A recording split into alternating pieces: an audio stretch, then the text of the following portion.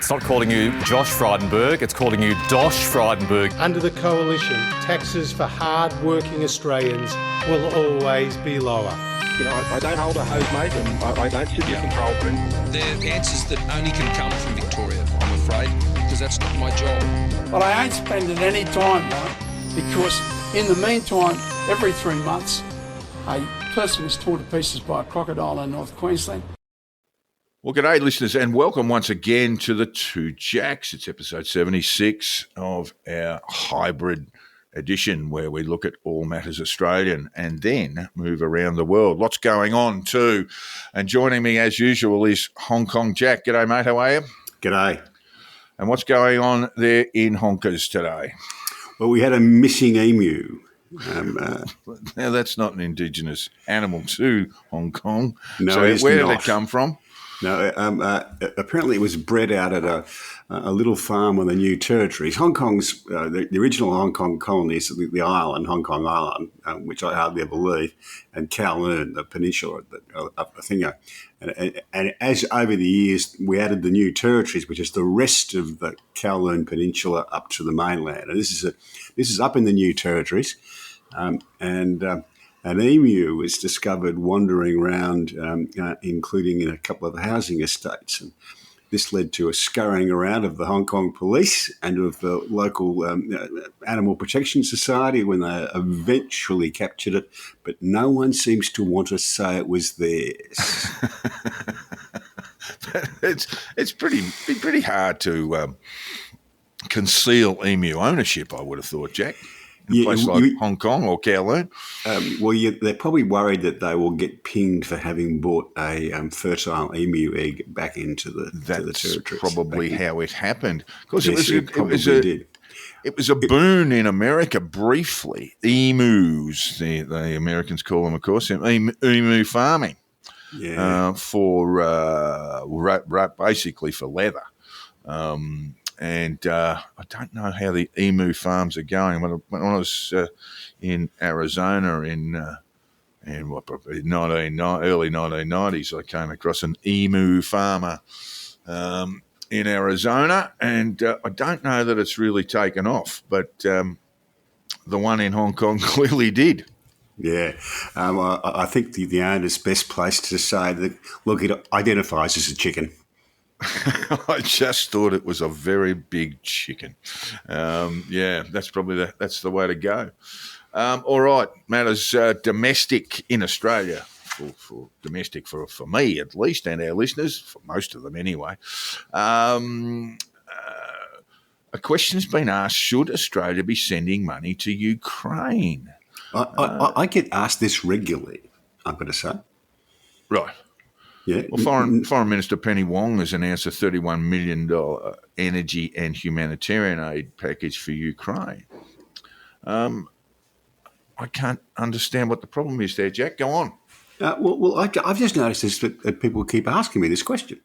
Should we be sending money to Ukraine? These are sensible people, but there's a kind of a growing doubt about whether it's appropriate for Australia to be spending money on it. What's the discussion about? Military aid or humanitarian aid? The humanitarian aid's not controversial at all. I think it's sort of the military aid, I think. So when we've been sending them the bush rangers, I think one ended up in Moscow, didn't it? Burnt out bush ranger.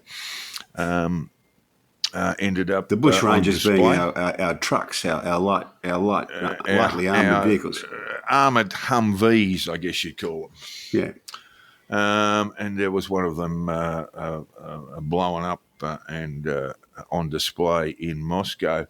The Albanese government has been criticised after a call for help by Ukraine went unanswered for 6 months. It sounds like the US Congress, Jack. But Penny Wong has said Australia's support for Ukraine was unwavering. Australians want comprehensive, just and lasting peace in Ukraine, and we continue to stand with Ukraine in their struggle to end this war on their own terms. Opposition Foreign Affairs spokesperson Simon Birmingham said Australia's responsiveness to Ukraine's request should be swift, not drawn out and delayed. Hard to disagree with that, Jack. Yeah, go on. Sorry. It seems to be uncontroversial, except that I kept getting asked about it, and that's sort of curious to me. And I'm picking up the same sort of thing on social media, as is happening with US and European support for Ukraine. There's just a growing kind of, wouldn't quite say it disgruntled, but they're not quite gruntled either. Fair bit going on there at a diplomatic level, isn't there? Zelensky will speak. Where's the forum? In Indonesia? Going to be in Singapore, I think. Singapore, yes. And the Chinese are there. I think a great many non-aligned countries are there. And already Zelensky has urged the Chinese to remain, or well, not to remain, but to be not to side with Russia, at least to be unallied in this particular battle. Good luck with that. You've also said James Campbell, the Herald Sun political journalist, Jack. He turned up on Insiders again, which is the ABC political program on Sunday mornings, which is in itself uncontroversial. He's been a guest there on too many occasions to count, I would think. And Twitter went absolutely bananas. Again. X, I should say. Yeah, X, whichever we want to call it. This is sort of curious. There seems to be a belief amongst a lot of Twitter people that the ABC should not have any News Corporation people on as guests. Yes, well, that'd get me out of a job on Talking Pics on that program. But you seem to sneak under the radar. I'm not sure they actually connect you with News Corp in the way they do other people. But this is sort of, I find this quite extraordinary. It is disturbing. If it's this idea that you want to watch a program that you're going to sit there nodding through, and just a great big agree-a-thon, and that you cannot have contrary views. And I'm not even suggesting that James would become a contrarian just because he's on the ABC. But this is the ridiculousness of it, that anyone who may express a different view to yours shouldn't be on the telly. Yeah, or just by association with the evil empire of the Murdochs, that should bar you from being on our television show or being on the ABC. It's rather ridiculous, isn't it? I did see some of the reaction to it, and it's just, some of it's just awful. I mean, some of it really is sort of, the new McCarthyism. Are you now, or have you ever been, an employee of News Corp? Ridiculous stuff. I found it particularly amusing because Alan Howe had a nice piece in the paper in the Oz about the foundation of the Australian. Yes, it was a lovely piece, wasn't it? Alan is my temporary boss, by the way, Jack. Yeah, and he's it's a good history. I mean, and of course, this was back in the days when the evil Murdoch Australian was a kind of a left-wing newspaper. Well, it was certainly pro-Gough Whitlam. From its founding, it was a little bit earlier than that. So it didn't just arrive around the Whitlam era, but it certainly the editorial line supported the election of the Whitlam government in 1972. Oh, and in 1969 in the earlier election as well. Did it really? Yeah. Yeah. I just don't go back that far. I mean, I was born, but only just. I did not realise that. 72 I was well aware of. I think it dropped off by about 74, didn't it? The editorial position? Well, it sort of dropped off as the government imploded, really. Meanwhile, Jack, in the air, getting on board a plane to get in the air and move around the place, Qantas has announced that it will begin rolling out its new boarding procedure for domestic. Oh, this is domestic stuff. Yeah, I wasn't sure if it was domestic or overseas. Domestic travellers from Monday in an effort to speed up the process and help flights get away on time. I read this story and I wasn't very clear on how it works. but it relates to where you sit on the plane and where they decide to call it. And it's sort of batches of 6, aren't they? Yeah, you get put in various groups, and there's probably an algorithm that does this. They work out what's the best way of getting that group on the plane where they can get on without interfering with each other. So they're spread out, right? Now you don't do rows 1 to 10 and everyone's trying to get in the same spot. You spread it out. But if you stand up, I'm told, if you get up and form the queue, but you're not in the right aisle or right seat nominated, they make you stand by the gate until your time comes. Yeah, there's no pushing in. So I believe this is done at various airlines overseas. I don't fly, of course. I'm the Greta Thunberg of Hong Kong, but this is a common thing. But it's interesting that Qantas have taken that up in Australia. Well, I think Qantas is very, very keen to change its image, Jack. One of the other things, before we get to the United States, well, we are getting to the United States there.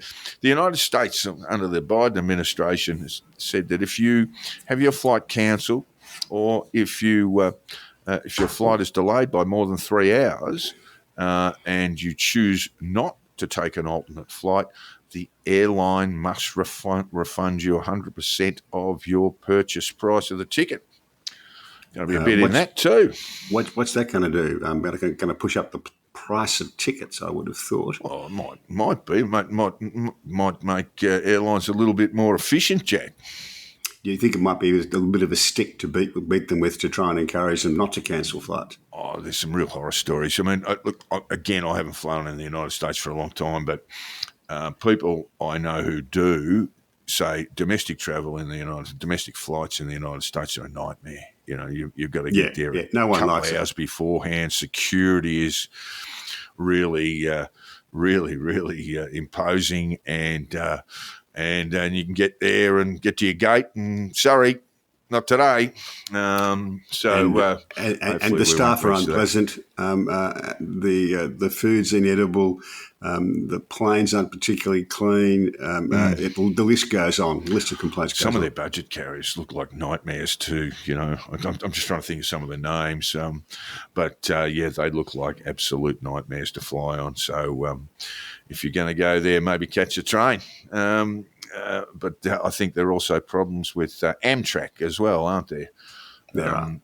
The good stuff. There's a very good train to catch that I'd actually love to catch. That goes from San Diego all the way to, I think, Seattle. And it does look very pleasant. But in terms of sort of shorter haul train connections, they say the Amtrak can be a bit of a disaster as well. What's it called? The Acela on the Northeast Corridor from I think it runs all the way from Washington to Washington. Is quite good. Yeah, that's a good 3 or 4 day trip. Anyone who's driven across the United States, particularly up north, wow. Montana will take you 2 days just to get across in the car. It's a big country. All right, and the big story of the week, the month, the era, the eon is the Trump verdict, convicted on all 34 counts of falsifying business records. Jack, I called him a convict. What should we really be calling him? Well, according to the state of Illinois, at least, and this is gathering steam around the country, he should be referred to as a justice-impacted person. Yeah. Hasn't been sentenced yet, Jack. What are you thinking? What are you thinking there? So let me just interrupt before you get your answer together. There's not a lot of contrition being shown. There hasn't been a lot of head-bowed remorse since his conviction. So is a jail sentence on the cards? Nor would I expect any contrition. Well, people keep telling me that there's no way he'll be sent to jail. That's what I keep hearing. And I think in a sensible world, that's probably true. But in a sensible world, he would never have been indicted on these things because politics is terrible. I'm not so sure about that. And so I think the Democrats are dumb enough to send him to jail. Well, it's a judge, so look, they've gone through all the logistics of that, because if he goes to jail, he's got to go to jail with his Secret Service, so they have to pack their jammies and toothbrushes as well. So there are some logistical issues there. They could just whack this is a temporary correctional institute on Trump Tower and put him in there or something, with his Secret Service. With Melania. That'd be a nightmare. He'd be begging for a jail term after that, wouldn't he? Yeah. All right. Bit of polling around. Just before we get to that, a couple of questions have been asked of me about this. One that I thought was about right. Does Stormy Daniels have to pay back the hush money now that she's blabbed the story all over town? It's a good point, isn't it? What was it, 35 large? Oh, 130. 130. Ooh. Okay. It's a good point. But I don't think so, is the answer. No, I don't think so either. But I did chuckle when I was asked the question.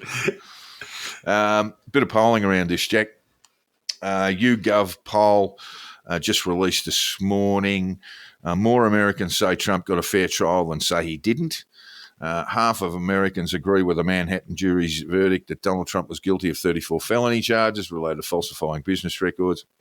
Another 30% disagree, and 19% of Americans aren't sure. And a YouGov Snap poll. Axios poll conducted or released on Sunday, our time, 49% of independent voters think Trump should drop out of the race. The early polling doesn't look good for Trump, I'd have to say, but it is very early days. And then I took a bit of a look at polling averages around the country. Most of it conducted, or in fact all of it conducted before the conviction, but during the trial. The RCP, Real Clear Politics polling average, Trump leads by 0.5. That's nationwide, and you've made the point on a number of occasions that Biden really needs to lead that by 5. But his vote is declining, Jack. 538 weighted polling average. I just want to say that approval ratings, Trump minus 25, Biden minus 23. So there's that real sense of a Hobson's choice between two old men. And since April 1, Trump's vote has been in decline by 3 points when we throw in RFK et al., RFK Jr., I should say, et al., since April 1. So Trump's polling has declined by 3 points since April 1st, but Biden's has also declined by 1.2% over the same period. So it's as clear as mud at this stage, but early days, I would say, early days on the conviction, it probably doesn't look great for the Donald. Yeah, I think we were discussing this on WhatsApp during the week. I actually think it's going to be a question of who plays the cards well from here. Yeah. We'll get to that. And one of the big things, of course, is that it's the economy. The economy in the United States is going to be a major determinant or voting determinant, particularly among independent voters. And look, their inflation figures are better than ours, Jack, in Australia. But inflation continues to be a problem for the Biden administration.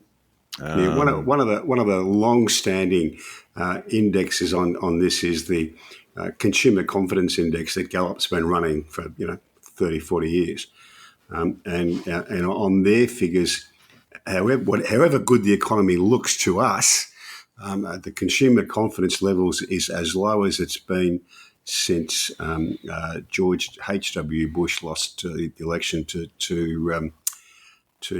Bill Clinton. Yes, of course. So consumers' confidence is not an economic indicator as such. It's really just how people feel about their economic opportunities. It's more a voting indicator than an economic indicator. Yeah. Look, it is a significant one. It is one of those things with a fair bit of history behind it. There's been an almost endless supply of op-eds. I weighed in on Friday suggesting that the American people will sort this out. It's a fairly obvious sort of response, but that's probably the way it should be too. There have been a number of people come forward and say, no, look, I'm not a Trump supporter, but there have been a number of people doing that, but they think he's been unfairly dealt with. And that included was it the CNN legal spokesman, Jack? Yeah, it was. There's no shortage of Democrats and Democrat supporters who think that. It just no one really knows, apart from the polling for the last few days, no one really knows how deep and wide that feeling is. Bloke on, is it X? Baseball Crank calls himself. Yeah. He says he won't vote for Donald Trump, but he feels very sorry for him, Jack. It's wrong, he says. The conviction is dangerous and it's inevitably going to take us to ever darker places where those of us who believe in clear written law applied impartially are more isolated. Twitter's been full of that. Oh, yeah, it's been well, Elon Musk said it was a disgrace. I just wanted to walk you through, Jack. There have been a series of convictions in New York State for the same offences. Right? The people of the state of New York versus Jose Aguilar Dubon, Bronx business owner indicted for failing to report over $1 million in income, avoiding paying $60,000 in taxes. He was convicted October 2022. In February 2022, the people of the state of New York v. Scott Kirtland, insurance broker indicted for allegedly filing fraudulent certificates of liability insurance to further scheme to defraud. State of New York v. James Garner, not the television star, I dare say, who's been brown bread for a while. He was a mental health therapy aide indicted for allegedly defrauding over $35,000 in workers' compensation benefits. That was 2021. 2016, Jose Palmer pleaded guilty to petty larceny.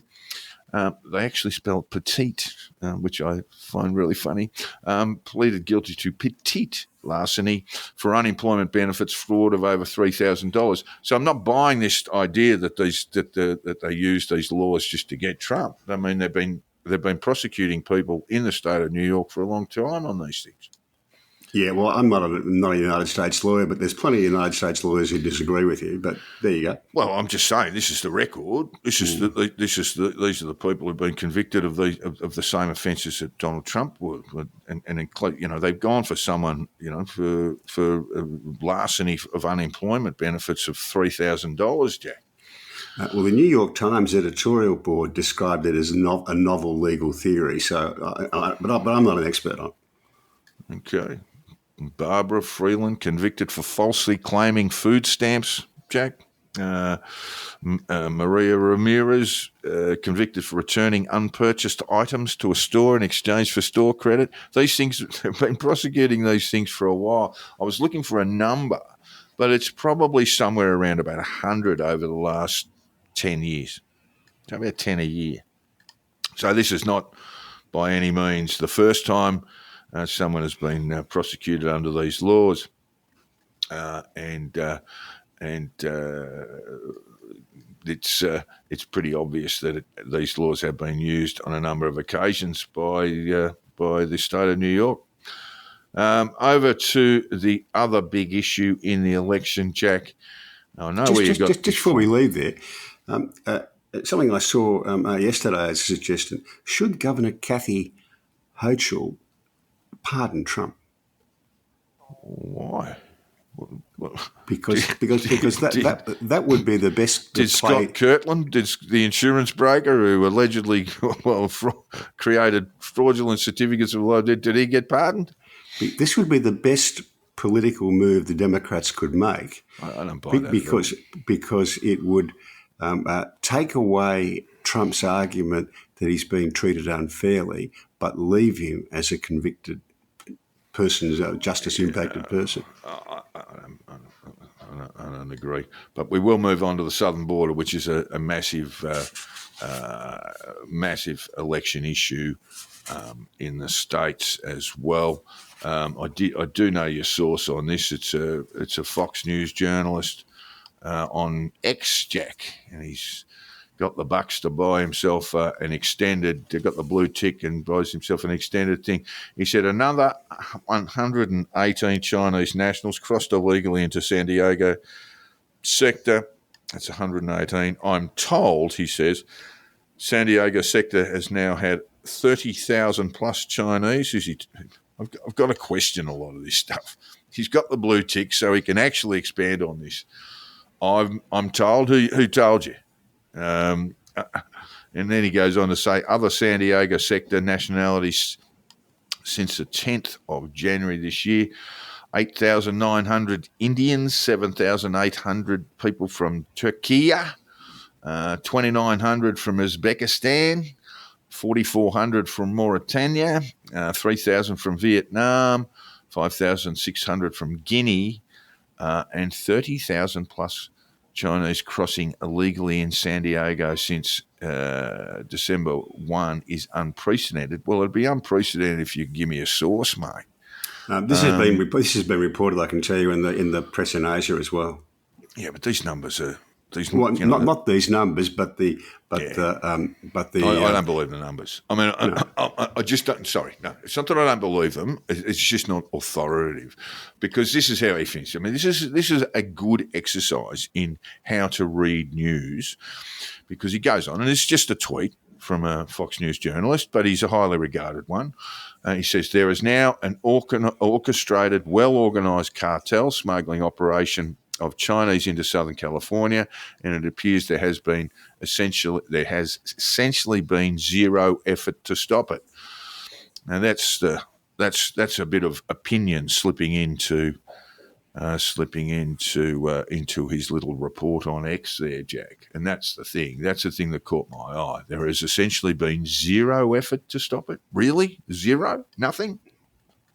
Well, he doesn't know that, and nor do you and I. But there have been consistent. No, we do know, Jack, because I mean there are immigration officials, there are ICE officials, there are.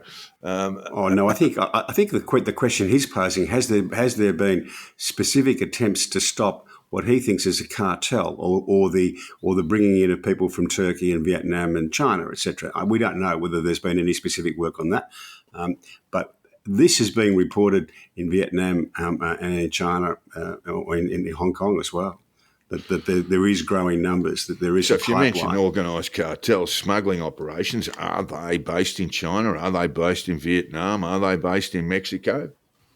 Again, I don't know if there is there, but that's the problem with it, with X. But he does have the ability; he can write reams and reams and reams of comment there. I did see this, Jack. It was very, very funny. Corey Harris was attending court by Zoom. Have you seen the video? Yeah, it's a ripper. So you're sitting there watching this video, and it's a typical Zoom thing. There are half a dozen little squares on your screen, and it's a hearing into whether this chap was driving while disqualified. Yeah, and he was driving while he was on the Zoom call, Jack. Yeah, and the judge is sitting there, and they go through all the bread and butter issues that you do at the start of a court case, and then they click on, up comes the defendant, and he's quite clearly behind the vehicle, behind the wheel of his motor car. Hang on just a minute, I'm just parking my car. At the doctor's surgery, as though that was a good enough excuse. And the judge is a little bit flabbergasted by all of this.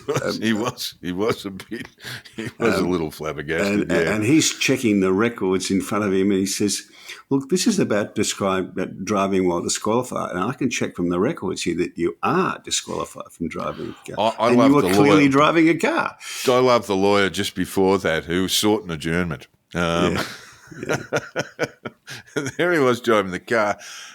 Mr. Harris, I think he thought he was going to be having a Zoom call with his lawyers before the hearing, and that's what he was doing. But there he was driving. Hang on just a minute, I was going to park the car. Hang on. Oh, I'm almost done. Hey, there we go. I'm done. And he didn't realise he was standing before a judge because the jaw did drop significantly when the judge started talking to him. And his bail was immediately refused. He's back out on bail now. He was ordered ordered to hand himself in, but he got out. He got back out on bail. Anyone who's been a litigator or been in court for as a lawyer for people is familiar with the times when, your client doesn't quite live up to what they thought they were going to get. It was a beautiful moment, and his only words were, as the judges ordered him to jail that by I think about 6 o'clock or 5 o'clock that day, he just went, "Oh my God!" Yeah, not a smart move, Jack. Not one of your smarter moves. No, it's a downside of Zoom hearings. Look, my theory is that he thought he was just having a Zoom call with his lawyers in advance of the hearing, and all of a sudden found himself chatting away to the judge. Well, he was just a minute. I'm just going to park the car. All right, less amusing. Israel and Gaza, Jack, ceasefire proposed there. We still don't have any confirmation about it. It's come from the Biden administration, a 3-phase deal proposed by Israel to Hamas militants that he says would lead to the release of the remaining hostages. There is some dispute as to whether it was proposed by Israel or it was a Biden administration idea. I said Biden, but I'm not sure either where it's actually come from. But the Israelis say it's not theirs. So there you go. Well, there you go. Well, we'll stick with Biden administration, but I'm not sure that it was actually crafted by the Secretary of State or by the Biden administration. Biden has said, we'll get on with that in a minute. We did discover, of course, that at least one other hostage has been found dead as of the day we record this, on the 4th of June, 2024. We'd be very sceptical about the number of hostages that remain alive. So that's one particular issue. But at this stage, it would seem that, what have Hamas said about it, Jack? Have you been reading any sort of response from Qatar, from the billionaires in Qatar? Nothing definitive, just some mumblings. Bit of mumbling, yeah, that's right. So Biden has said that Hamas was no longer capable, that's a direct quote, no longer capable of carrying out another large-scale attack on Israel. They did fire off, I think, one missile yesterday, I believe, as he urged Israelis and Hamas to come to a deal to release the remaining hostages for an extended ceasefire. Biden said the first phase of the proposed deal would last for 6 weeks and would include and I quote, full and complete ceasefire, a withdrawal of Israeli forces from all densely populated areas of Gaza, and the release of a number of hostages, including women, the elderly and the wounded, in exchange for the release of hundreds of Palestinian prisoners. Well, our good mate, I can't think of Tamaya, I think his name is, Hamaya, I should say, one of the Qatari billionaires and probably the leader of Hamas. He was released by prisoner exchange about 30 years ago. As was the after killing 4 people. As was the leader of Hamas in Gaza. Yeah, that's right. In fact, Mr. Sinwar. Yeah. So I don't know about these prisoner exchanges. I don't know that they work terribly well. But that is the basis for the first phase. The second phase would include the release of all remaining living hostages, including male soldiers, and Israeli forces would withdraw from Gaza.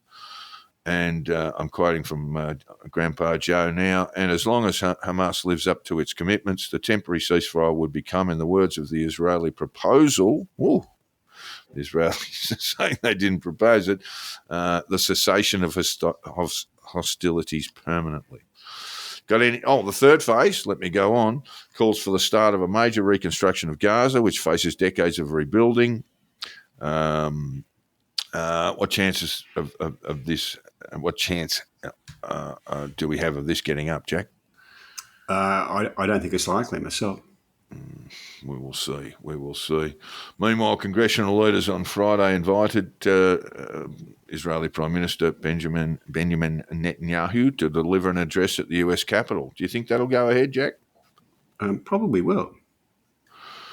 All right. The invitation came from House Speaker Mike Johnson and Senate Majority Leader Chuck Schumer, so Republicans and Democrats there. So I would say you're right. I would think that will have, but there's no date for the speech as yet. Over to the UK, Jack. Rishi Sunak's going beautifully, isn't he, with his national service policy? I just want to ask you, I just want to revisit that for a moment, because my thought was, look, he's not a stupid human being. There's got to be some politics behind this. And this is the call for the national conscription for 18-year-olds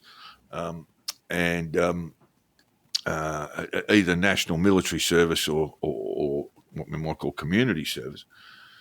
What was he doing there? I think, I think you mentioned that he might have been sort of tilting his hat towards the Tory base, but I actually think what he was trying to do was, all right, the national political conversation is how badly do we beat the Tories, and so he had to start another conversation, a distraction, if you like. Do you reckon that was it? Well, I don't think this would have been popular with the Tory base. I can tell you. I'm trying to work out how you could do something as dumb as that, Jack. I don't think it's popular with anybody. At any event, if it's moved the needle, it's moved it the wrong way. The polling this morning was even worse than it's been. Where is the sense? Well, there's got to be some piece of logic behind it, but yeah. Amusingly, they got rid of Boris Johnson because he was 5 or 6 points behind in the poll, and they've ended up 20 points behind. So this is the latest YouGov poll. Labor on 47. Well, the Labor has been just nudged to 50 a few times during the Liz Truss era, the Liz Truss minutes. I think they nudged 50. But as it stands in the latest YouGov poll, Labor 47, Conservatives 20. And that it doesn't say where the moderate party is, because they're Reform. likely to become, they're likely to become. The latest news is that Nigel Farage, it looks like he is going to join Reform and stand as a candidate. This will be his 8th time, I think, as a candidate. Wandering around shopping centres. I saw him. And you're absolutely right. He's changed his mind. Doing it for the good of the country now. He was in a lingerie store, Jack. I don't know if you saw the footage of it, in sort of earnest chat with voters there, and it reminded me very much of the wonderful moment from Father Ted when all the priests get caught in the department store lingerie thing. It was a very, very strange thing to do. What chance has Reform got to get any seats, Jack? It might pick up a few. He might well get elected. He's a formidable politician, Nigel Farage. He's been around a long time and can use the media very well. Hanging around lingerie stores. That's all I'll say. I just want to say that. Get that. But they can't pick up many seats. What they can do is they can make sure the Tories lose a lot of seats. Could even get much. Because there still is not a great keenness for Labor. There's a keenness to get rid of the Tories. But yeah. All right. In Mexico, Jack announced just yesterday, Claudia Sheinbaum, a Jewish Mexican, has been elected. Their very first president in 200 years of elections in Mexico, Jack. She comes from the National Regeneration Movement, which is a left centrist sort of organisation. She's been congratulated by all and sundry in the Americas, It sort of goes against trend, really, the election of a sort of leftist president, well, I guess with the possible exception of Brazil. A number of other countries in Central America and South America have gone the other way, if you like. She's a scientist and energy engineer, Jack, and participated in a 2007 climate change report that won the Nobel Peace Prize that same year. A fair bit of fuss has been made about her being a woman, but I noticed from the Mexican papers, their view was that so many senior positions in government are held by women that gender wasn't a big topic in the presidential campaign at all, and I think that's probably right. Yeah, but intriguingly, she's also Jewish. And with a name like Sheinbaum, it's a bit of a giveaway. She won 59% of the vote, Jack. So it was an absolute thumping for the for her opponent, the president whose name I can't think of at the moment, but an absolute thumping. So there's, I guess, with that comes a sense of expectation that Mexico's many problems will be dealt with, or at least addressed. Yeah. Even if they're not dealt with. As usual, there's a lot of cartel violence, dozens of mayoral candidates and local government officials killed. Yeah, they got a problem there. Over to India, Jack. It looks like we haven't got a formal announcement yet. That comes today, I think. Yeah, it comes today as we record this. But it would seem like Narendra Modi has been re-elected Indian Prime Minister. Well, I guess that comes down to his party, but the BJP will hold a big majority in the Indian Parliament going forward, which they've held for some time. We're not quite sure just where the needle goes on this, whether it's showing an increase of support for BJP. But certainly looks like the status quo, or Indians have voted for the status quo this year. The exit polling suggests he'd be better than he was before, but that's exit polling. Yeah. All right. Now we want to move on to. There's been a lot of reporting around scams in Australia. The Australian did a very, very good piece, series of pieces on scams and where that money ends up. Often purchasing property in places like Australia after people get scammed in Australia. The black money gets washed and then gets rinsed, and then it turns up in Australia in the form of foreign subjects buying Australian property. But this is something called, and I haven't heard of the term, I know the scam, but this is something called pig butchering, Jack. You want to just give us a bit of an explanation as to how the pig butchering scam works? Well, you're our crime expert. I thought you'd be full bottle on this. I've had a quick read of it, but this is being run out of Southeast Asia, essentially. Yes. They have boiler rooms up there, and they... Places like Myanmar, Jack. Yeah, and in Cambodia, I think, as well. Yes. And they recruit people, including Westerners, and basically keep them not quite under lock and key, but pretty close to it. And their job is to use social media to contact people and get them involved. It's not quite the Nigerian prince letters level, but it's something pretty similar, and they start. It's a long con. Yeah, it's a long con. It's a long process. What the Brits used to call a long firm fraud. Yeah. So you will be contacted, and look again.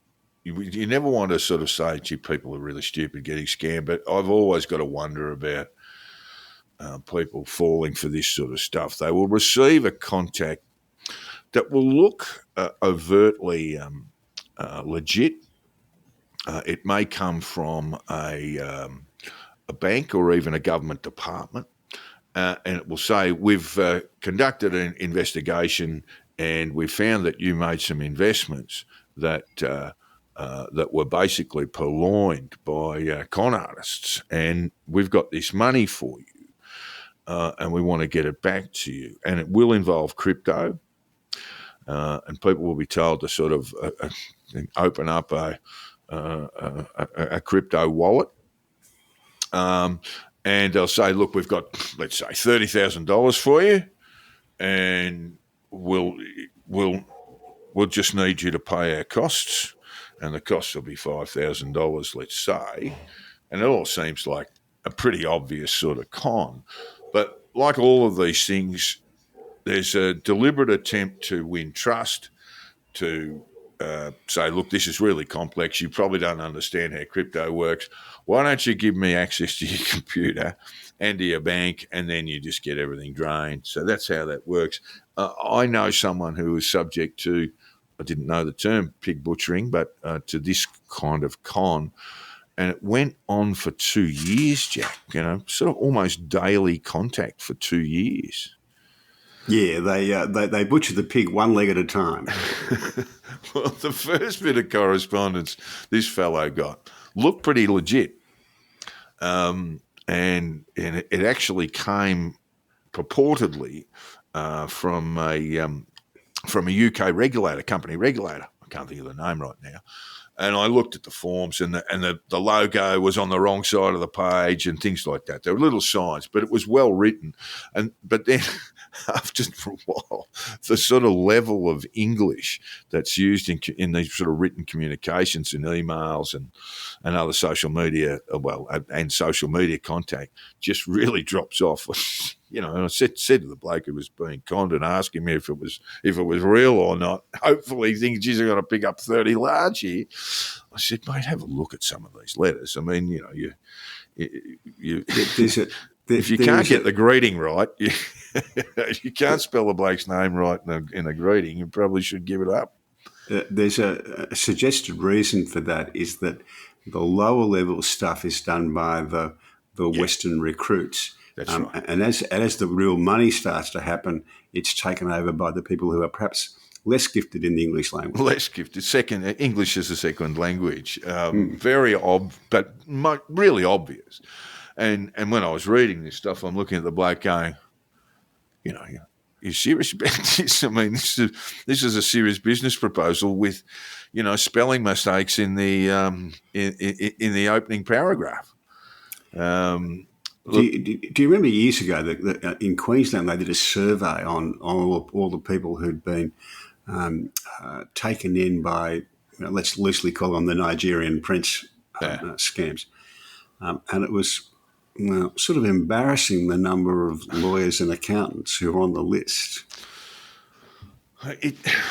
People often don't want to talk about it. I know of one fairly common scam that's really common in Australia, and I think everyone gets these things, is that you wake up and you'll find there's a text message on your phone, and it's Australia Post or a courier saying we've been unable to deliver the goods to your home. Please click on this link, and it's a skull and crossbones link, and 99% of people will delete them.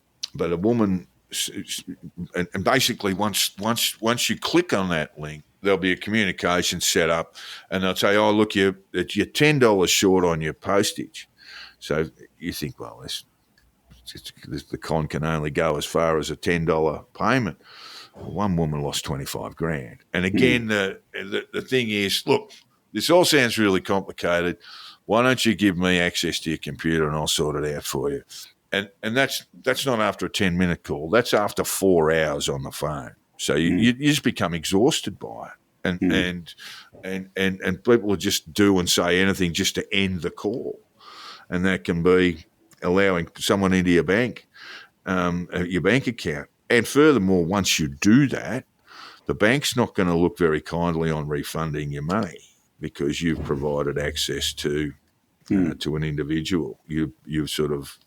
If someone was lifting stuff by obtaining your card or scamming off a transaction you'd made overseas or even here, that the bank will sort you out eventually, but not in this case. So beware of pig butchering. And the story goes always, if it sounds too good to be true, it almost certainly is too good to be true. All right. I'd love to see a lot of these. I mean, we can continue on with this, Jack. There's some wonderful Instagram sites where people actually scam the scammers or give them a hard time. And one bloke, he's a Northern Irish software engineer, and I think a relative of his was scammed, and that's when he decided to get on him. He's so clever that he's able to access their mainframes and, in fact, their CCTV footage or their CCTV cameras. There's a moment there when he'll open up his computer to the scammers and they sort of get in there, but he'll also have the opportunity to do that, and he'll have conversations with them, and there'll be the scammer will have names like Steve Walker and things like that, and they're based in Delhi. And he says, I work for Microsoft. I work for Microsoft in California. He said, okay, give me a couple of restaurants that you go to there. And it's long. What's the time there? All that sort of stuff. And he goes, your name's not Steve, is it? You're not Steve Walker. Yes, it is. It's very funny. The issue he had, one of the scams that he unearthed was investigated and became the subject of a Panorama show, which is the UK kind of Four Corners equivalent. But the big issue is, and this works, the big scamming countries around the world, we mentioned two of them, Myanmar, often sometimes in southern China, Cambodia, Ukraine is another one, India, of course. And certainly the case in India is that there's just no desire to do anything about these scamming companies. And they've very reluctantly prosecuted them, but they very rarely do. Nor in the other countries you mentioned.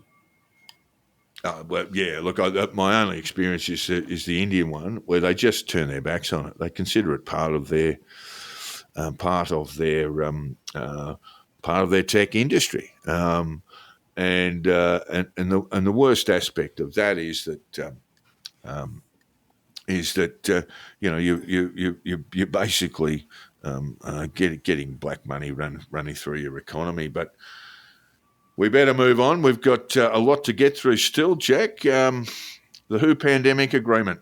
Tell me about it. I don't know a whole lot about this, and I should. This has been negotiated for a fair while. Long time. I'm just staggered that countries are going to sign up to the idea that you'd have the WHO in charge of anything. Yeah. Well, who else is going to do it? You need an international response.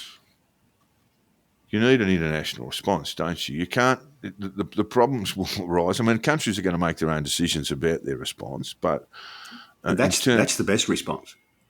Well, yeah, but they did last time, Jack. They did during the COVID pandemic. This wouldn't have been improved by having the WHO involved. Well, they're at least going to be advising when a pandemic has hit. What do they call it? A viral thing of concern, and then it becomes a pandemic. But they already do that. Too late, but they already do that. Yeah. So what does the pandemic agreement entail? Well, this is going to compel countries to follow their advice, in effect. To what degree? That's a bit unclear yet, but I think to any degree, it's a bad idea. All right. Well, I promise we'll have a decent look at this, perhaps in a couple of weeks' time. Look, there are all sorts of issues around pandemic management in COVID, and what we don't want to do is what we do want to do is learn from our mistakes. So I promise our listeners that we'll follow up on this in a couple of weeks' time. Meanwhile, in the Ukraine, things are looking pretty bleak around Kharkiv in eastern Ukraine, with Russia coming hard at the Ukrainian forces and the Ukrainians having to bolster their forces there, leaving them vulnerable elsewhere, Jack. Yeah. It's all looking pretty bleak for the Ukrainians at the moment. Well, I keep saying that things are actually pretty good in the Black Sea. I mean, less than a year ago, or probably just over a year ago now, that it had to be negotiated with the Russians in Turkey to allow their export grains, whatever, out of the Black Sea. But that's no longer a problem. But the issue is that they're getting absolutely spanked on the eastern border. Now, do all the ceasefire supporters for Gaza want a ceasefire in Ukraine as well? Why should there be? Well, there's a completely different set of circumstances here, Jack. I mean, Do ceasefires ever work? The only ceasefire I'd accept in Ukraine is Putin going back to February 14 borders. And you can negotiate from there. You can't negotiate with an invading country who bombed your citizens and killed them by the thousands, taking over land, and then this is what some of the Republicans in the Congress want to do. The Marjorie Taylor Greens of this world. They basically just want to withdraw all sort of support, have a negotiated settlement, which means that the invader gets the spoils, and I just don't buy that at all. Yeah, well, I think the Ukrainians are morally entitled to throw the Russians back out of their country. It's whether they're actually capable of doing so. It's the question. Yeah, that's the thing, isn't it? And we do know. But then I also think the Israelis are morally entitled to destroy Hamas and make sure it's not part of the government. It's a question whether they can do that as well. You should know by now, and I absolutely hate these sort of parallels that you're comparing two separate issues and applying the same rules around them. I mean, you just simply can't do that. But when it comes to Ukraine, look, we hope that the US aid will bolster their forces. The biggest problem they've got, Jack, at the moment is getting troops. Getting troops. They're basically exhausting their capacity to fight because they can't get new recruits. One thing that has changed, Jack, is that numbers matter in the end, generally speaking. Well, they do. But one thing that has changed, Jack, is they've been given the nod to fire away at Russian soil, which has caused Putin no end of grief. It's because they are fighting with one hand tied behind their back. If Russia can bomb their cities, send missiles and fighter jets with missiles there, the Ukrainians get the weapons on the basis that they can't use them on Russian territory. That's got to change. Yeah, and that will change. Interesting, there was huge demonstrations in Hungary over the weekend. Calling for a ceasefire, it's sort of a reminder that all the peace activists are just on the other side. Hungary seems to be an outlier in Eastern Europe. The rest of the Eastern European countries seem to be firmly behind Ukraine, but Hungary's quite different. Africa, Jack, so many concealed or hidden or almost unwanted sort of conflict going on there. I mean, Congo Wars 1 and 2, where millions died. I mean, if you ask the general population in Australia or indeed anywhere around the world, with the exception of the DRC, do you remember these wars? Do you remember the casualties? And they rank in the millions. People just don't know anything about them. And here we've got a particularly nasty, unpleasant group called Boko Haram. Thousands are dead. They are persecuting Christians. They're also persecuting, it must be said, Nigerian Muslims generally, but they particularly focus on Christians because when we're talking about kidnappings and abductions, murder, of course, but kidnapping and abductions for money. And there have been no protests about any of this at all. None. And nor will there be. Well, look, Africa is part of this It's almost like a black hole for trauma and terrible stories. But I just wanted to give people a context here. Since 2015, there's been a surge of extremist violence. This is from a report by Barnabas Aid last year. And they said since 2015, a surge of extremist violence in Nigeria has killed more than 6,000 Christians and forced almost 2 million people to flee their homes.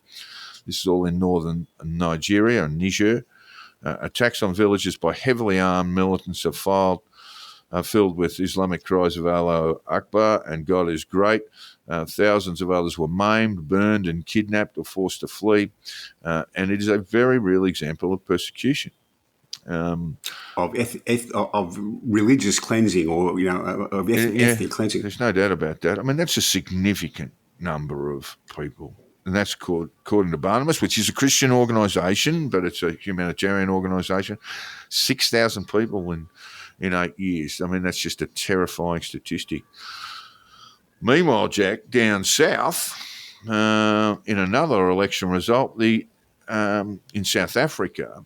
The African National Congress has lost its hold on power, Jack. Well, it's lost its majority. Its majority, yeah. That's right. I still think it's probably going to be able to form a government. In its own right? No, it will cobble together some sort of coalition. But there is a majority of other parties, but they don't seem very likely to be able to agree to form a government. Well, do you want to pick one they might get into coalition with? No, I think it's all up in the air. It is a bit up in the air. One of the parties that succeeded better than other sort of ran second to the ANC. The ANC got about 40% of the vote, didn't they, Jack? Yeah, I think they're still the single biggest party. Yeah, still a single biggest party, and then the next biggest is the Democratic Alliance Party. John Steenhuisen is the leader there. He picked up, I think, over about 20% of the vote, and then you've got the new MK party, which is the party of the former President Jacob Zuma, and they picked up 14% of the vote. So I think if you're looking at a likely coalition partner, that would be it. And I suggest to you that it may not make things very much better in South Africa at all if that were the case. The difficulty with that is that I think the MK party takes the view that they will negotiate with the ANC but not with the current president. Because of the Zuma, because of basically the way Zuma was forced out of the party. There may be some bad blood there. That's correct. There's going to be some bad blood there. Look, it's one of those things that we'll keep an eye on in this program in weeks and months to come. At this stage, the ANC do not have a majority. They will have to find a coalition partner. They seem unlikely to go for Steenhuisen's right-centre Democratic Alliance, and as Jack has explained, the MK party, the party of Jacob Zuma, they are going to have some difficulty negotiating a result there. So we did predict this, didn't we, Jack? It is possible that that the end of the kind of one-party state might be a kind of glimmer of hope on the horizon for South Africa. Geez, when you talk about glimmers of hope, mate, they got their official unemployment rate is 32%. You've got all the sort of energy issues that we've talked about, the brownouts and blackouts in their major cities. They got some, and look, it's almost become a gangster state. I think we used that term in weeks and months ago on this program. There are all sorts of crime issues that are just spinning out of control. Yes. So we hope for better things for the South Africans, and we'll keep an eye on it and hope that that's the way it goes. Everybody who's had to go over there tells me it's a great place to visit. Your Aussie dollar or US dollar goes a hell of a long way. It'd be great. It would be a great place. I was talking to a mate last night who spent some time in South Africa, went to a wedding there, Cape Town. And Cape Town looks a magnificent place to visit. It does. It does. Johannesburg, less so. I've got some pals who've been over in the Cape not that long ago, and terrific, and you can have a wonderful meal and a couple of bottles of very, very, very good wine, and you won't spend a lobster. In Speaking elections of to spending come, a lobster, your pal Duncan McNabb was on Twitter this morning. He was cooking one up yesterday, wasn't he? Tandoor lobster. Yeah, but he was talking about the slang for the currency notes in Australia. And he said, well, I knew about the grey nurse, but I didn't know about the pineapple or the lobster. Now, the pineapple is also known as the Hawaiian, but go on. Yeah, the $50 note. So, and the grey nurse, of course, is the 100. And the pineapple. Well, 50. it used to be. Of course, we have a green hungy now. Do we? Oh, I haven't seen one for a good while. Yes, but you don't see them often. They don't print a lot of them. And the lobster was a 20. Yeah. And I can certainly, there were names for the smaller notes, but I can't remember them at all. But I can certainly remember, you'd be having a Friday night drink and someone say, look, mate, spot me a lobster. I need a cab for your home. Spot me a lobster. Yeah. Well, very Victorian, very provincial is a tenner as a Peter McKenna, the Collingwood full forward, and the fiver is a Lady Godiva. So a bit of rhyming slang there. But the lobster is lobster and pineapple or Hawaiian is always the go there. We can use the monkey thing, of course, too, Jim. Yeah, we can, and we do. The monkey being a 500, a small gorilla, or a gorilla. And then you can break it down to any form of primate around that. But we also have elections coming. Sorry, go on. I always think that as an Australian, when you've become really famous is when your name goes into the rhyming slang. So Barry Crocker, we still know what that means, and even the distinguished rugby league and Gold Coast Suns player Carmichael Hunt. We all know what that means as well. Yes, we do. Well, there's a Rex too. There was a Rex. I think I'd give it to Rex first. Who is one, apparently. Those who know him well. Anyway, if you tell your mates you're having an absolute Carmichael of a day, they know to feel sorry for you. Well, you could have a Malcolm Fraser of a day too. And that's another thing. But elections, Jack, we've got a ton of them this year, and the EU elections will be held over the next week, really, between June 6 and June 9. Is it the sort of question we should? Why bother? Is that the question we should be asking? There is a bit of that about it, isn't there? Half of them hate. Half of them who stand for election and get elected to the MEP hate the EU. Actually, I mean, Farage is a former member of the EU. He's a Brexit pusher. So you got to wonder about it. It's been a bit of fun watching it, though. Oh, it's always a bit of fun, but I mean, it's just half the people who get elected there don't believe in the edifice they sit in. I've got no problem with that at all. I mean, there ought to be a place in there for people who don't believe in the EU. I just think that's bizarre. I mean, it'd be like, well, I suppose we do have a few in our Senate who believe the Parliament's the wrong place for basically making laws, and it all should be done a different way. But I certainly think that it's very odd to be standing as a candidate for an institution that you want to see gone. I think that's bizarre. But anyway, we shall see how that all goes. It'll be really funny to see how the breakdown is. I mean, look, in the past we've had members of Golden Dawn, which is a fascist group, elected until they all got expelled. Various hard right groups around Europe. As well. So we'll take a look next week to see just what the election has thrown up. It's almost like a mad scientist is throwing some of these people together, and we'll have a good look at them next week, Jack. Yeah. Alrighty. Multiculturalism in the UK. Now, who wrote this piece, by the way, Jack? I can't recall. Can't recall. Can I just point out a couple of things? Well, look, this is an op-ed piece, and I don't know who wrote it, but Jack doesn't either, but it's sitting in my script, and it says, remember David Cameron, Angela Merkel, and Nicolas Sarkozy all described multiculturalism as a failure, and they all did, and it goes back about 10 years ago. That's actually not from the op-ed.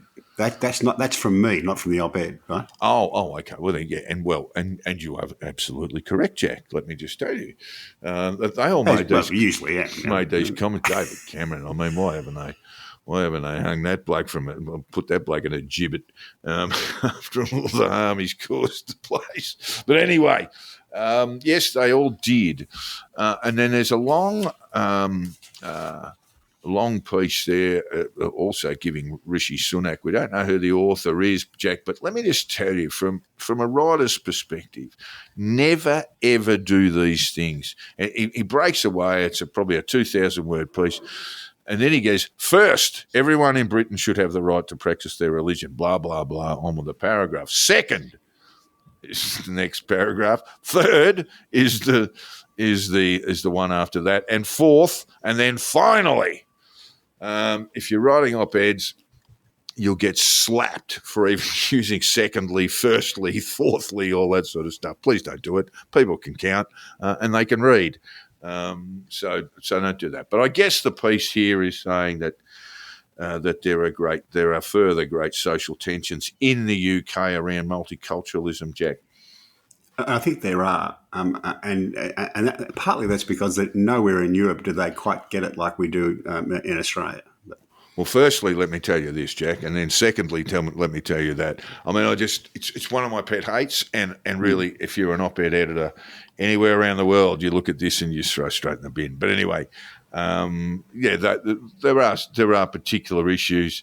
And I'll be heading off to the UK to find these things out for myself post-election, as it turns out, and I will report back on those issues. Not that I'll be moving around a lot of areas where it might be thought multiculturalism is an issue. On to sport, Jack. We're there nice and early. We've got through so much today. Well, you've asked me, give me six who you believe can win the AFL Premiership. And I went through that, and I thought Sydney, absolute favourites and deserve to be, having a nice little rest at the moment. I think Sydney, Carlton, Collingwood. And then there's just question marks. So I haven't got six beyond that. Essendon, question mark. Geelong, question mark. Melbourne, question mark. Port Adelaide, big question mark. I think they're defensively very poor. I don't think too many sides win a premiership who copped 100-point or 92-point beltings. And that was Melbourne's outing on the weekend, and Alice Springs got belted by Fremantle.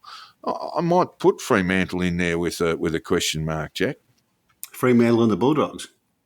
And the Bulldogs, yeah, again with question marks around them. But I think, the Collingwood need to be very careful just with their home and away season, because they could find themselves basically out of the eight or at the lower levels of it and just can't win the premiership from seventh or eighth. Well, you can, but only, a lot has to go right. So Sydney, absolute, leading by the length of the straight at the moment. And if you look at all the statistical sort of breakdowns, they are playing beautiful football compared to the rest of the comp. I think Carlton have outscored Sydney, or they have the same number of points, but of course Sydney have conceded next to nothing. Their defensive power is very, very good.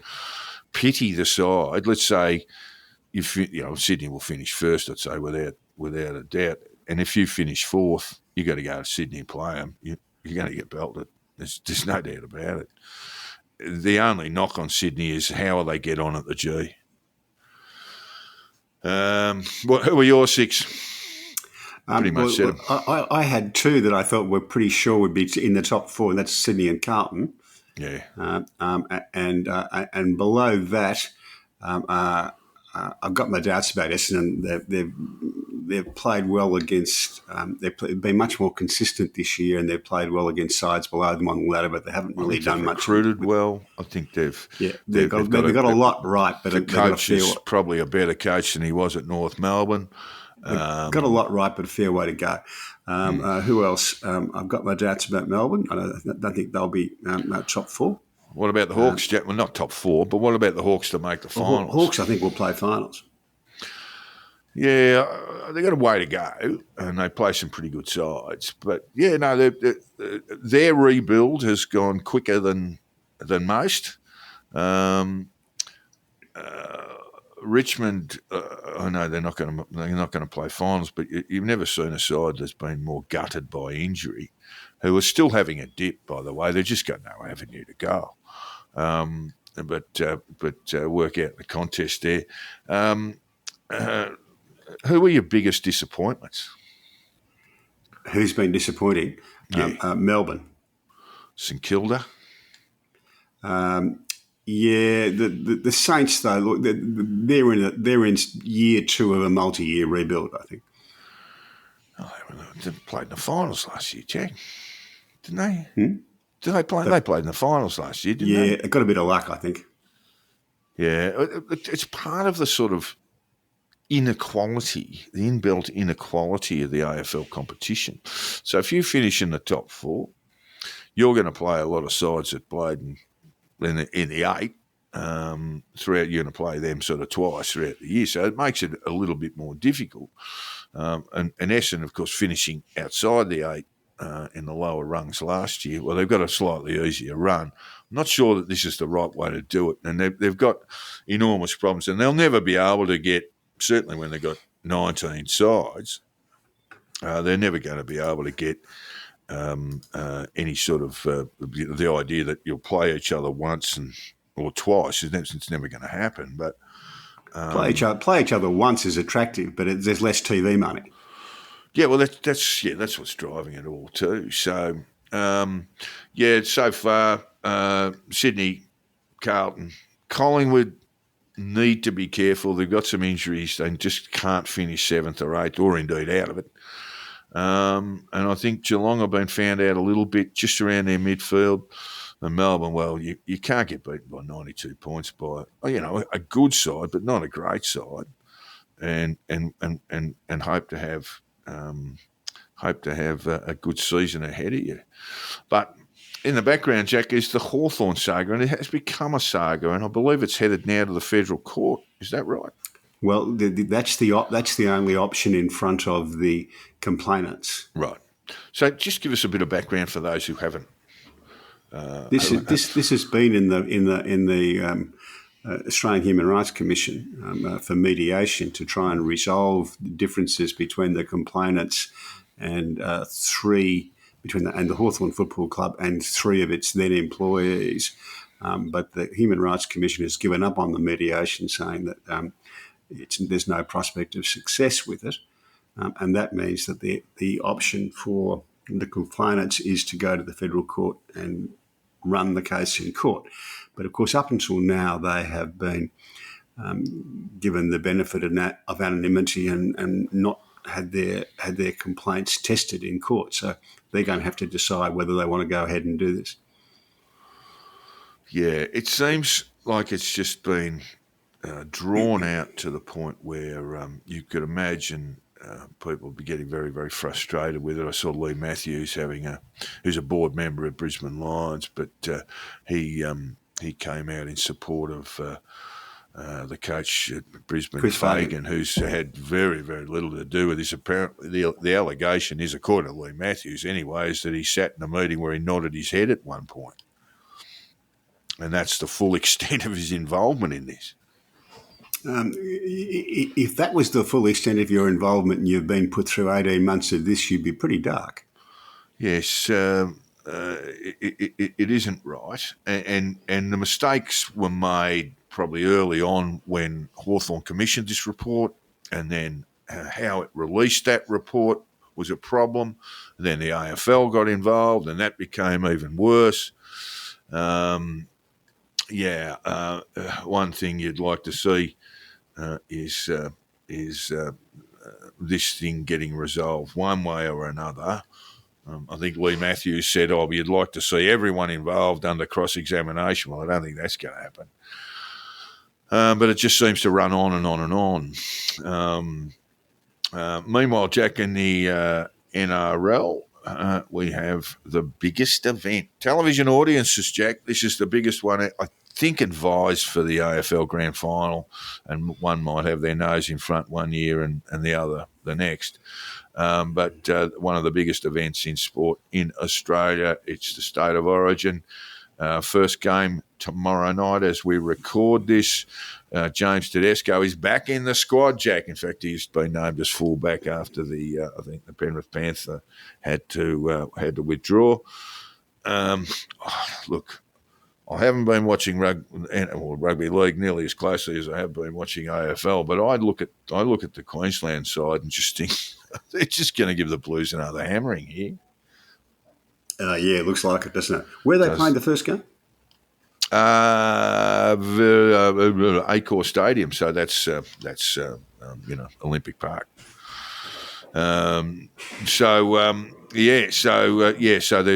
the way it runs this time. So I can't remember where the third one's being played, but they tend to go for a neutral ground. So I'll find that out for next week's program. But the first one in Sydney, I don't think it matters much, to be honest. I think Maroons will absolutely give them a kicking tomorrow night. We will see. And then, of course, Jack, we've got just a mountain of sport going on. The T20 World Cup. It kicked off at Grand Prairie Stadium in Dallas, where the USA beat Canada. And one of their blokes got 90 odd and steered the United States to victory there.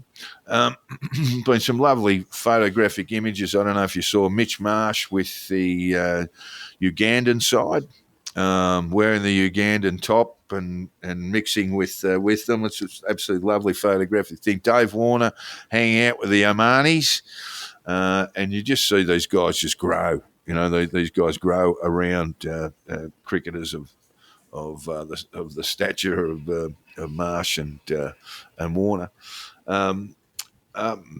Heightened security in New York, Jack, when India will play Pakistan on the 9th of June at Nassau County International Stadium in Long Island, New York, and that's got a capacity of 34,000. I guarantee you they'll fill that. Australia's first game is the Oman in Barbados, I think, on the 10th. And the hosts themselves, the West Indies, had a very narrow win against Papua New Guinea. Did you see that? No, it's a sort of result. Yeah, there's a lot of Indian tech money in US cricket. It sort of might actually have a little bit of a future there. Oh, absolutely. I mean, the Indian diaspora is global, but in America, they've played quite a few exhibition games there where they draw big crowds.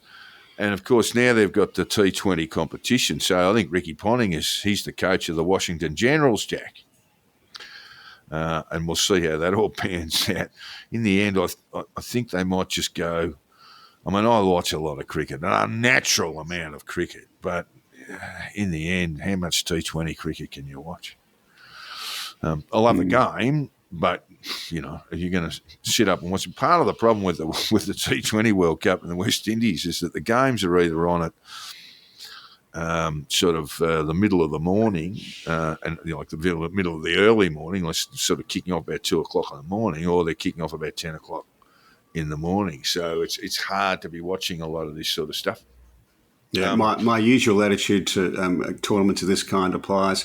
I'll start getting interested about the knockout stage. I do love watching the battlers, the minnows, having a go, and very good effort from PNG, who are playing their first international cricket tournament, full stop, and gave the hosts a bit of a scare there. There was a little incident that you pointed out to me, Jack, what we might call the spirit of cricket, and this related to a Vitality Blast, which is the county T20 stuff in the UK. left arm bowler came in quick, and the batsman gave him a good hard off drive, and the ball just collided into the non-striking batsman, who was sort of halfway down the track by that stage. The ball hit him in the arm. He went to ground. The bowler went and picked the ball up. He could have run him out, but chose not to. And the Barmy Army just thought that was just terrific, didn't they? They did. Can I just tell you, I watched that clip. The guy was hit in the arm. He should have been run out. I would have run him out.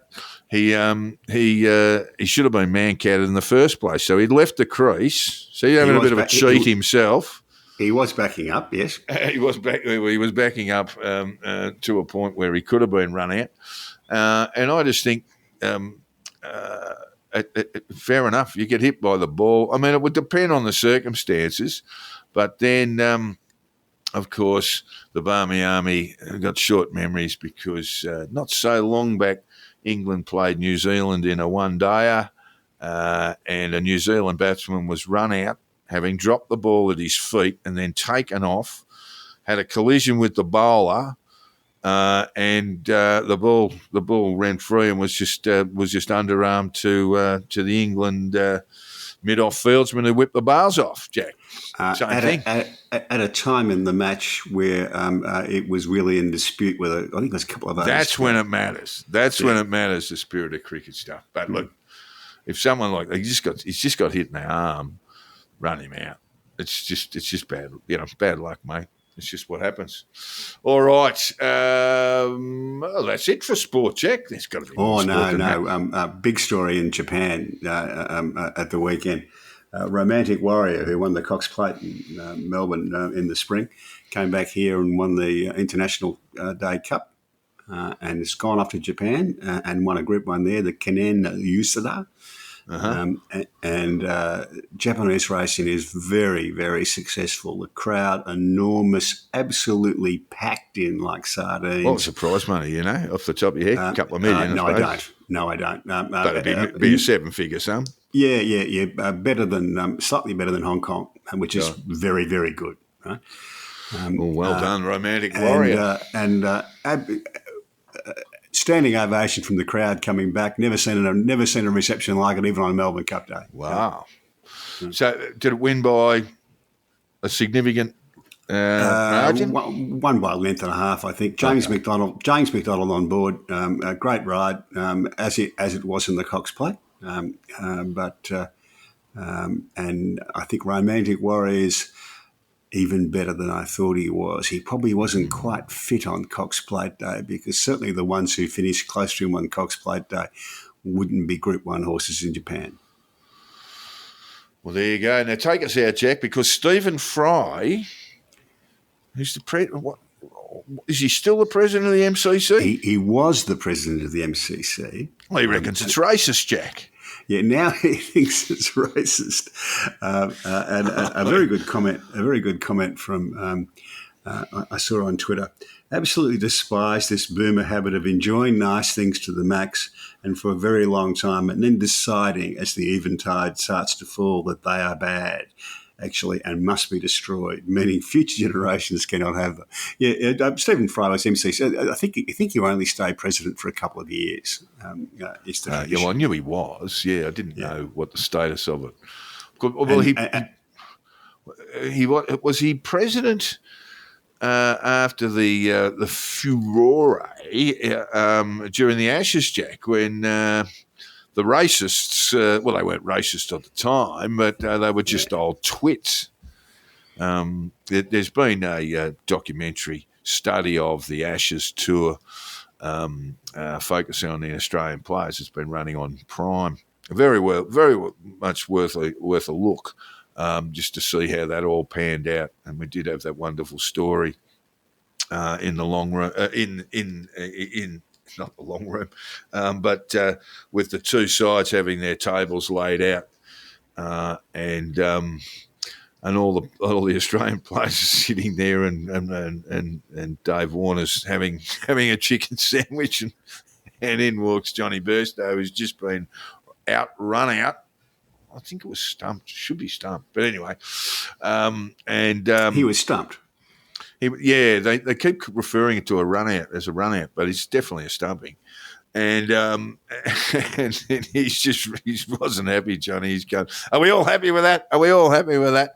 And apparently, Dave Warner was spitting out bits of chicken. He goes, "Yeah, mate, very happy with that." And all the Australian players were choking back laughter, almost like they're in the classroom.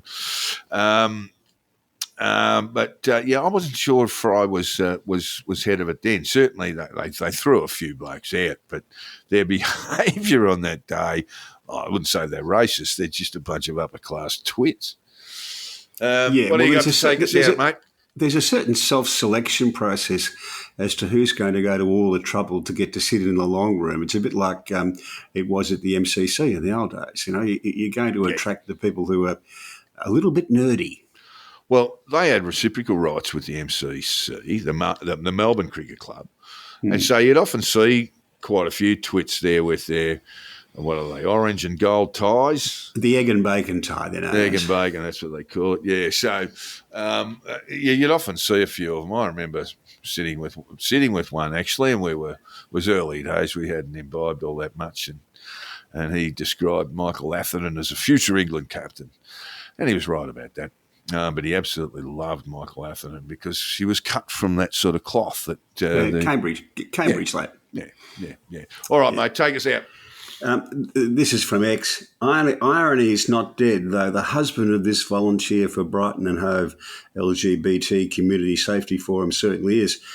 Joanna, who advised police on domestic violence, is accused of killing his husband with a samurai sword. He says safe spaces are important. And it just makes me think it's always these people. It's like, back in the... It's always the ones you most expect. Yeah, it's like when you'd find there was a report of a congressperson, an evangelical Christian congressperson who was having sex with a boy in a toilet at an airport. You just knew it was going to be a Republican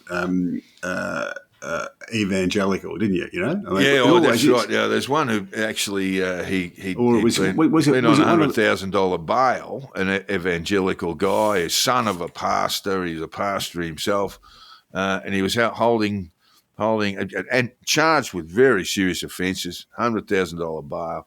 He was holding church services at home with a lot of children there.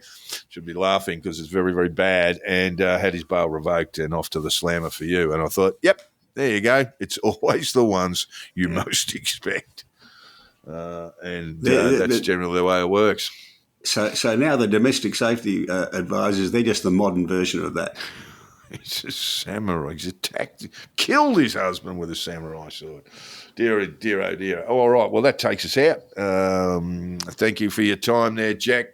We did have quite a lot of letters from Ray, and we're going to get into it, but we had a very international focus today, Ray,